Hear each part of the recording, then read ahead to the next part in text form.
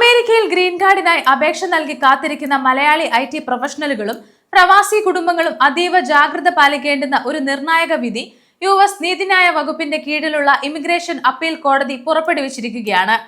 Green card അപേക്ഷ pending ആയിരിക്കുമ്പോൾ USCIS അനുവദിച്ചു നൽകുന്ന അഡ്വാൻസ്ഡ് പരോൾ ട്രാവൽ ഡോക്യുമെന്റ് കൈവശമുണ്ടെങ്കിൽ പോലും അമേരിക്കയ്ക്ക് പുറത്തേക്ക് യാത്ര ചെയ്യുന്നത് ചില വ്യക്തികൾക്ക് 3 വർഷം മുതൽ 10 വർഷം വരെയുള്ള കടുത്ത യാത്രാവിലക്ക് അഥവാ റീ എൻട്രി ബാൻ നേരിടാൻ കാരണമാകുമെന്നാണ് പുതിയ ഉത്തരവ് വ്യക്തമാക്കുന്നത്. American board of immigration appeals August 13 പുറപ്പെടുവിച്ച ഈ നാഴികക്കല്ലായ വിധിയിലൂടെയാണ് 14 വർഷമായി നിലവിലുണ്ടായിരുന്ന നിയമപരമായ പരിരക്ഷ റദ്ദാക്കിയത്. ഇതിലൂടെ മുൻപ് ഏതെങ്കിലും കാലയളവിൽ അമേരിക്കയിൽ അനധികൃത താമസക്കാരായിരുന്നവർക്ക് അഡ്വാൻസ്ഡ് പരോൾ ഉപയോഗിച്ചുള്ള അന്താരാഷ്ട്ര യാത്രകൾ വലിയൊരു നിയമക്കുരുക്കായി മാറിയിരിക്കുകയാണ്. ഈ പുതിയ കോടതി വിധി എന്താണ്? മുൻപ് നിലവിലുണ്ടായിരുന്ന വിധിയിൽ നിന്ന് എന്തൊക്കെ മാറ്റങ്ങളാണ് വന്നിരിക്കുന്നത്? അഡ്വാൻസ്ഡ് പരോൾ ഉപയോഗിച്ച് ഇന്ത്യയിലേക്ക് വരാൻ പദ്ധതിയിടുന്ന പ്രവാസി മലയാളികൾ എന്തൊക്കെ വിവരങ്ങളാണ് അടിയന്തരമായി ശ്രദ്ധിക്കേണ്ടത് എന്നാണ് നമ്മൾ ഇന്ന് വിശദമായി നോക്കുന്നത്. American immigration and nationality act അനുസരിച്ച് വാലിഡ് വിസയില്ലാതെ അല്ലെങ്കിൽ അനുവദിക്കപ്പെട്ട തീയതി കഴിഞ്ഞ് അമേരിക്കയിൽ തങ്ങുന്ന കാലയളവിനെയാണ് അനധികൃത താമസം എന്ന് വിളിക്കുന്നത്. ഒരു വ്യക്തി 180 ദിവസത്തിൽ കൂടുതൽ അനധികൃതമായി തങ്ങിയ ശേഷം അമേരിക്കയിൽ നിന്ന് പുറത്തേക്ക് യാത്ര ചെയ്താൽ തിരികെ US പ്രവേശിക്കുന്നതിന് 3 വർഷത്തെ യാത്രാവിലക്ക് നേരിടും. എന്നാൽ 1 വർഷത്തിൽ കൂടുതലാണ് അനധികൃത താമസമെങ്കിൽ 10 വർഷത്തെ കടുത്ത യാത്രാവിലക്കും ഇമിഗ്രേഷൻ നിയമപ്രകാരം നടപടികളും നേരിടേണ്ടി വരും. മുൻപ് 2012 BIA വിധി പ്രകാരം അഡ്വാൻസ്ഡ് പരോൾ നേടി രാജ്യത്തിന് പുറത്തേക്ക് പോകുന്നതും തിരികെ വരുന്നതും ഇമിഗ്രേഷൻ നിയമത്തിലെ ഡിപ്പാർച്ചറായി പരിഗണിച്ചിരുന്നില്ല. അതിനാൽ അഡ്ജസ്റ്റ്മെന്റ് ഓഫ് സ്റ്റേറ്റസ് പെൻഡിംഗിൽ ഉള്ളവർക്ക് മുൻപ് അനധികൃത താമസം ഉണ്ടായിട്ടുണ്ടെങ്കിൽ പോലും അഡ്വാൻസ്ഡ് പരോളിൽ സുരക്ഷിതമായി നാട്ടിൽ പോയി തിരികെ വരാമായിരുന്നു. എന്നാൽ പുതിയ BIA വിധി ഈ ആനുകൂല്യം പൂർണ്ണമായും ഓവർ റൂൾ ചെയ്തു. ഇനി മുതൽ അഡ്വാൻസ്ഡ് പരോൾ ഉപയോഗിച്ച് പുറത്തു പോയാലും അത് ഔദ്യോഗിക ഡിപ്പാർച്ചറായി കണക്കാക്കും.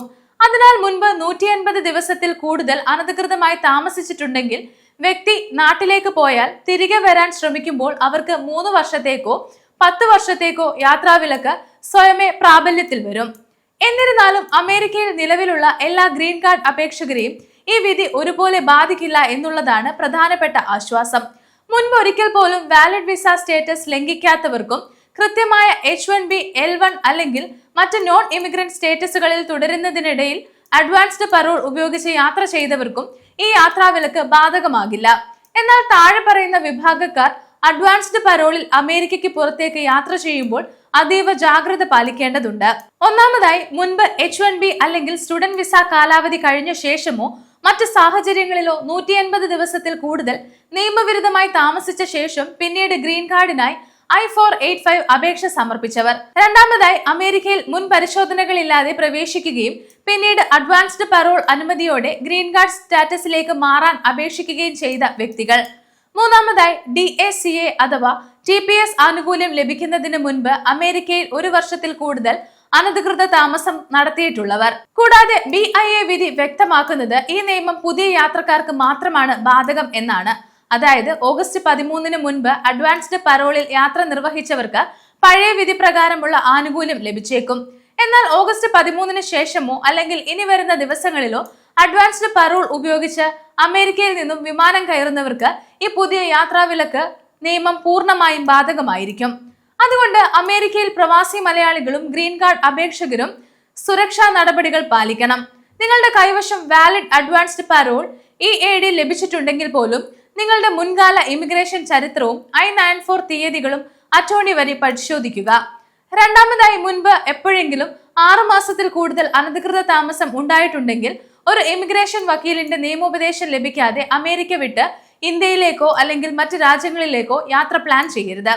മൂന്നാമതായി, കറന്റ് H1B അല്ലെങ്കിൽ L1 സ്റ്റേറ്റസ് ഉള്ളവർ ഗ്രീൻ കാർഡ് യാത്രയ്ക്കായി അഡ്വാൻസ്ഡ് പരോളിന് പകരം തങ്ങളുടെ വാലിഡ് വിസ സ്റ്റാമ്പ് ഉപയോഗിച്ച് യാത്ര ചെയ്യാൻ മുൻഗണന നൽകുക. അമേരിക്കൻ ഇമിഗ്രേഷൻ നിയമങ്ങളിലെ ഇത്തരം നിർണായക ബോർഡ് വിധികളും കോടതി മാറ്റങ്ങളും മുൻകൂട്ടി അറിയുന്നത് നിങ്ങളുടെയും കുടുംബത്തിന്റെയും ഭാവി അമേരിക്കൻ ജീവിതം സുരക്ഷിതമാക്കാൻ സഹായിക്കും. അറ്റോർണിമാർ നൽകുന്ന ഔദ്യോഗിക അറിയിപ്പുകൾ എപ്പോഴും നിരീക്ഷിക്കുക. ഒപ്പം ഇമിഗ്രേഷൻ നിയമങ്ങളിലെ ഇത്തരം ചെറിയ വീഴ്ചകൾ പോലും ഭാവിയിൽ സ്ഥിരതാമസത്തിന് തടസ്സമായേക്കാം എന്നതിൽ കൃത്യമായ ജാഗ്രത പുലർത്തുക.